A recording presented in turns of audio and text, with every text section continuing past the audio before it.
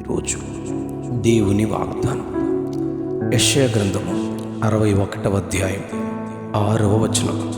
జనముల ఐశ్వర్యమును మీరు అనుభవింతురు, జనముల ఐశ్వర్యమును మీరు అనుభవింతురు. మీరు యెహోవాకు యాజకులనబడుదురు, వారు మా దేవుని పరిచారకులని మనుష్యులు మిమ్మల్ని గూర్చి చెప్పుదురు. జనముల ఐశ్వర్యమును మీరు అనుభవింతురు, వారి ప్రభావమును పొంది అతిశయింతురు. ప్రవక్తలలో పెద్దవాడుగా ఎంచబడిన యెషయా వ్రాసిన గ్రంథములోనిది ఈ వాగ్దానం. ప్రవక్త అయిన యెషయా క్రీస్తు పూర్వం 739 681 సంవత్సరాల్లో ఈ ప్రవచన గ్రంథాన్ని రాసినట్లు చెప్పబడింది. క్రీస్తు ప్రభువు జన్మను గూర్చి, శ్రమలను గూర్చి, మరణము, పునరుద్ధానమును గూర్చి చాలా ప్రవచనాలు యెషయా చెప్పారు. ఈ 61వ అధ్యాయంలో ప్రభువారి యొక్క పరిచర్యను గూర్చి సవివరంగా చెప్పడం, స్పష్టంగా చెప్పడం మనం గమనిస్తాం.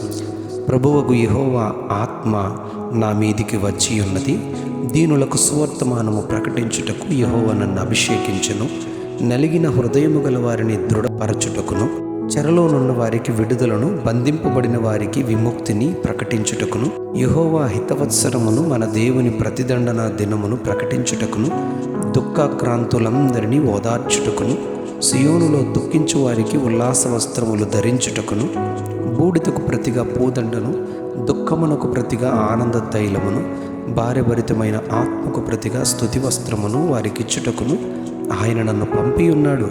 యెహోవా తాను మహిమ పరుచుకున్నట్లు నీతి అను మస్తకి వృక్షములనియు, యెహోవా నాటిన చెట్లనియు వారికి పేరు పెట్టబడును. చాలా కాలము నుండి పాడుగానున్న స్థలములను వారు కట్టుదురు, పూర్వమున పాడైన స్థలములను కట్టుదురు, పాడైన పట్టణములను నూతనముగా స్థాపించుదురు, తరతరముల నుండి శిథిలములై ఉన్న పురములను బాగు చేయుదురని దేవుని పరిచర్యను గూర్చి స్పష్టముగా ఎంతో వివరంగా చెప్పబడింది.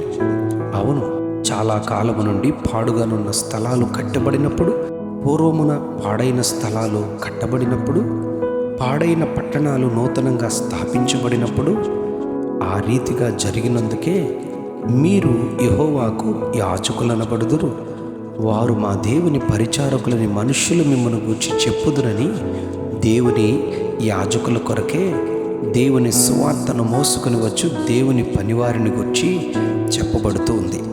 యెషయా గ్రంథం 52వ అధ్యాయం 7వ వచనంలో రక్షణ సమాచారము ప్రచురించు వాని పాదములు పర్వతముల మీద ఎంతో సుందరములై ఉన్నవని చెప్పబడింది.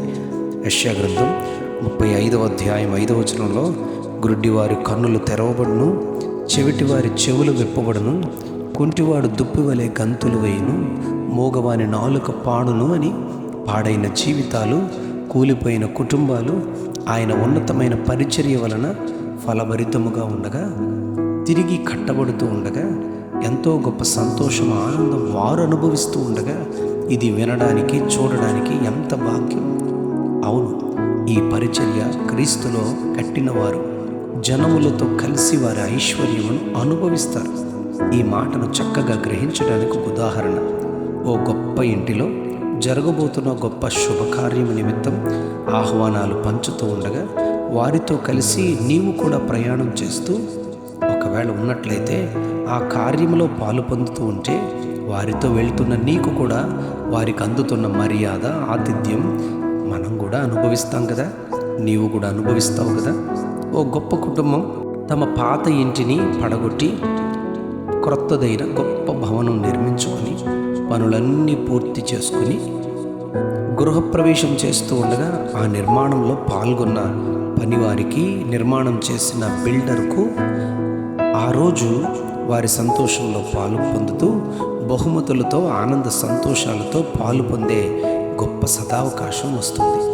అవును, పాడైన జీవితాలు, కుటుంబాలు ఆయన గొప్ప పరిచర్య ద్వారా కట్టబడుతూ, గొప్ప చేయబడుతూ ఉండగా, దేవునితో కలిసి తోటి పనివారముగా ఉన్నామని చెప్పబడిన 1 కొరింథీ 3వ అధ్యాయం 9వ వచనం ప్రకారం జనముల ఐశ్వర్యం మనం అనుభవించడానికి ఆయన ఇచ్చిన ధన్యత ఇది అని మనం గ్రహించగలం.